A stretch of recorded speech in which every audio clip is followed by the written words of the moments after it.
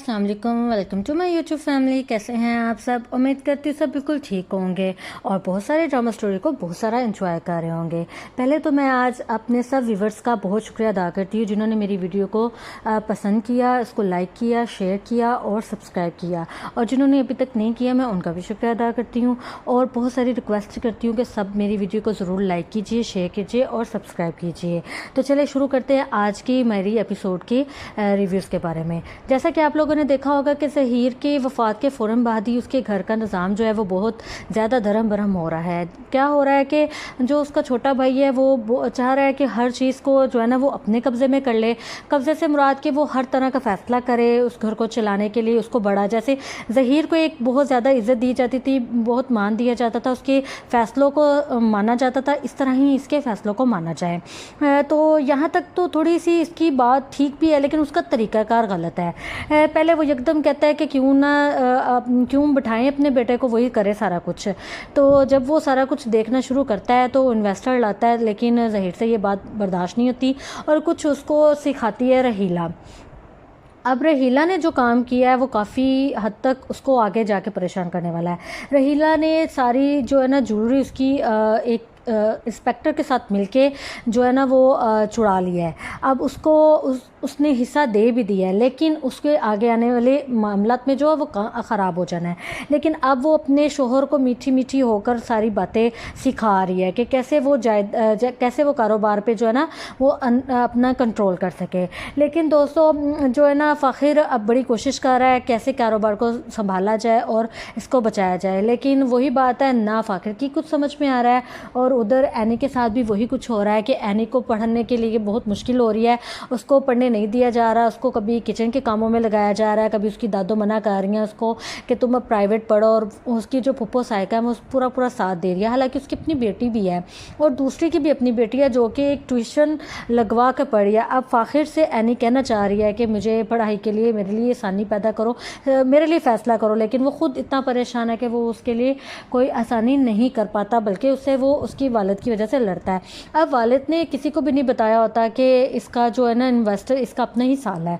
अब जब उसकी बहन को पता चलता है तो वो भी काफ़ी परेशान होती है और वो भी यही कहती है कि ये रहीला और उसकी सिस्टर की जो है ना वो एक प्लानिंग है। अब वो अपनी प्लानिंग में काफ़ी हद तक कामयाबी हो रही है। यहाँ पे स्मीना और आयशा की आपस में लड़ाई भी रह रही है, लेकिन आयशा फिर भी स्मीना जो है वो फिर भी अपने बेटे को बड़ा समझा रही है कि बेटा अभी तुम्हें समझने की ज़रूरत है, कारोबार को अभी जैसे हबीब कह रहा है उसको समझो और करो, क्योंकि वो ज़्यादा इस कारोबार को समझ चुका है।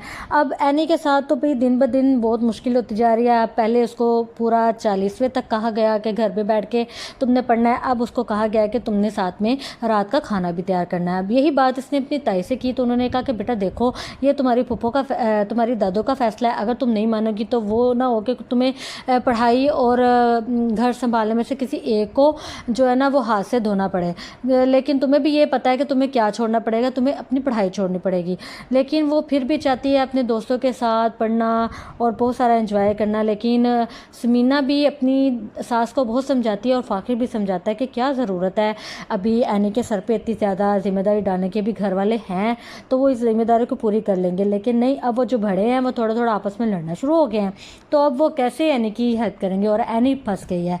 एनी को बहुत ज़्यादा जो है ना तंग किया जा रहा है सब की तरफ से कि भाई तुमने किचन संभालना है, तुमने घर संभालना है, जैसे फ़ाखिर भी अपनी जिम्मेदारियां संभाल रहा है। अब एनी की मुझे एक बात बहुत अच्छी लगी कि वो कहती है कि जैसे वालिदैन अपने बेटे के लिए जायदाद बनाते हैं, जो भी उसके लिए बेहतरी करते हैं, काश कभी कहीं बेटी को भी इतना ज़्यादा जो है ना एक तरह का सपोर्ट मिल सके, या तो उनके लिए पढ़ाई का कुछ इस तरह का काम हो जाए कि वो जितना भी पढ़ना चाहें उनकी एक मनी जो है वो बिल्कुल या उनके लिए रख दी जाए कि वो उस मनी को आराम से लेके वो पढ़ सकती हैं, या उनके लिए भी कोई जगह, कोई जायदाद का कोई छोटा सा टुकड़ा होना चाहिए कि वो अपने जो है ना अपने आप को ये ना समझे कि वो किसी के लिए किसी के मोहताज है, वो भी आसानी से अपनी ज़िंदगी बिना किसी मोहताजी के गुजार सकें। और ये पॉइंट एनी का बहुत अच्छा है। लेकिन दोस्तों बात वही है कि बड़ी मुश्किल से ये घर वालों ने फिर से इकट्ठे होना है और फ़ाखिर ने कोशिश करनी है कि वो एनी की पढ़ाई के लिए आसानियाँ पैदा कर सके। लेकिन देखते हैं अब आगे क्या होता है। अब आगे फ़ाखिर एनी के लिए पढ़ाई के लिए कितनी आसानी कर सकता है और ये इंस्पेक्टर राहीला को किस तरह परेशान करेगा, ये इसे मज़ीद पैसे मांगेगा और वो अब देने से मुझे लगता है वो यूज़ कर चुकी है या कुछ और कर चुकी है जो कि वो नहीं देगी। अब वो बहुत ज़्यादा परेशान होने वाली है। अब आप लोग मुझे बताइएगा नेक्स्ट एपिसोड में क्या होने वाला है। अब तक के लिए इतना ही। अल्लाह हाफिज़।